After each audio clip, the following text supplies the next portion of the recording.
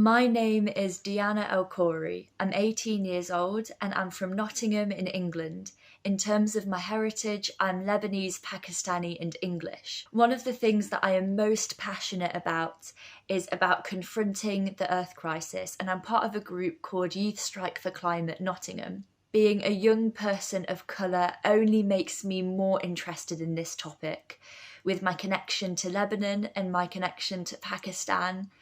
With many of my relatives living in both of these countries and in many countries across the globe, I am very aware of how people across the globe are being affected by the earth crisis and how people of colour are being disproportionately affected as well. A term that we might use to describe this is environmental racism. There are many examples of this. In UK, we ironically send our rubbish to other countries in order to meet our own recycling targets.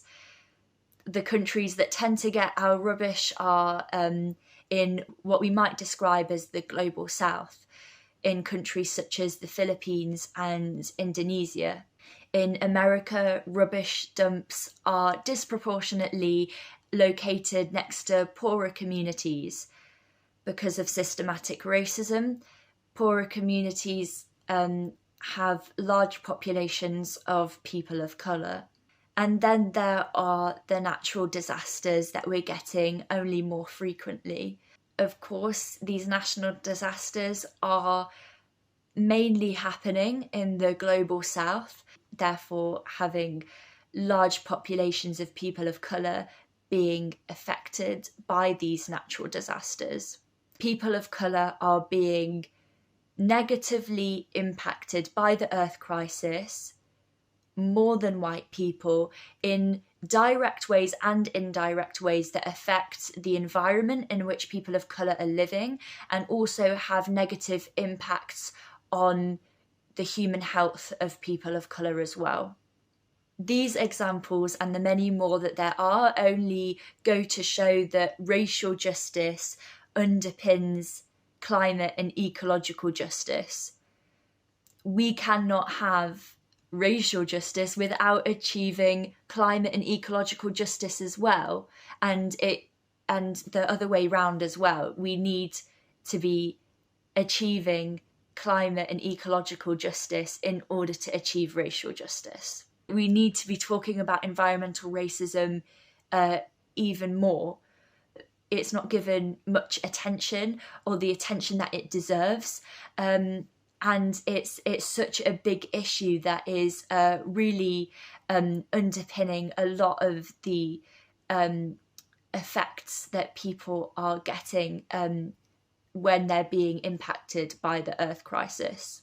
I think in predominantly white spaces, what really needs to be happening is that white people aren't just speaking for people of colour. What needs to be happening in predominantly white spaces is that white people are not speaking for people of colour, but in actually amplifying people of colour's voices as well. We need to keep in mind that even when it comes to people of colour, there are some of us who have been more affected by the earth crisis than others, depending on where we're living, and also other things down to class and gender as well.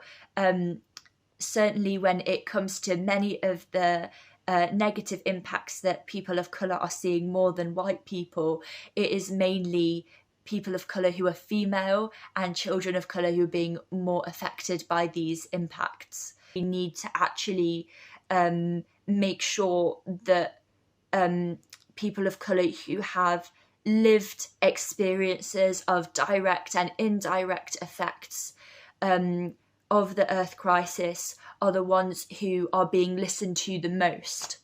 And the thing that we need to remember is that actually these people have been talking about their own experiences for so long now, and in many countries across the world, and that actually the most radical and revolutionary responses to the Earth crisis come from people of colour.